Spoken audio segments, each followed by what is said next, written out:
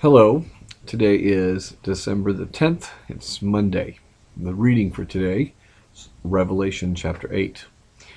We're in the portion of the book now that is full of the troubles and the trials, the difficulties that are mentioned. The seals are being opened, the trumpets are being blown.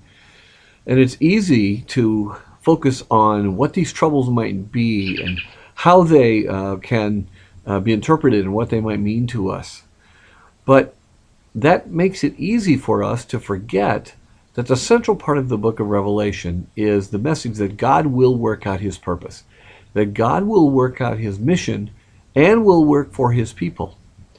And the verses that I've picked out of Revelation 8 remind me about that.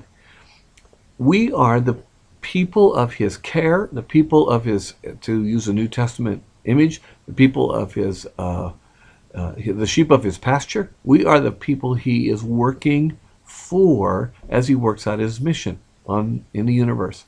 And so in verses 3 and 4, we read this.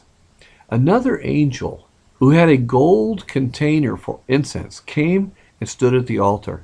This one was given a lot of incense to offer with the prayers of God's people on the gold altar in front of the throne. Then the smoke of the incense, together with the prayers of God's people, went up to God from the hand of the angel. Now the image of incense rising off of an altar is an Old Testament image, Old Testament practice really more than an image. And the incense offering was always about prayer and about petition or even about thanksgiving it could be. But it represented the prayers of the people. And incense was to be burning in the Old Testament temple or tabernacle at all times to represent the fact that God was always attentive and always listening to the prayers of his people. And this message in the middle of Revelation is very powerful because it reminds me that God is at work for his purposes and for his people. And in the middle of whatever God is doing, the angel pouring the incense on the altar with the smoke and the smell expanding all over the area is a representation of just how important and how influential the prayers of God's people are. And so I want to be reminded that my prayers are of vital interest to God.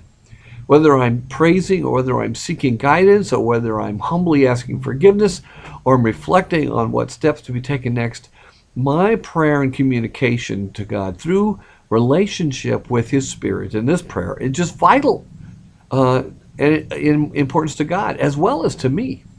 And the Bible's message is that I need to spend as much appropriate, silent, and questioning and wondering and praising prayer as I can. And I must admit that I certainly don't do as much as I could or should. And yet, the vital impact of prayer on my life and on my relationship with God cannot be denied.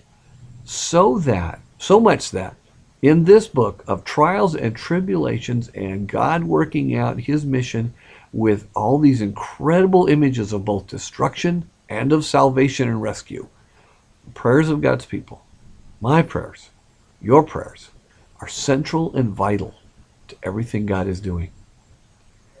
Perhaps we can both set aside some time for significant prayer this week as we seek his way for our lives. Have a great week.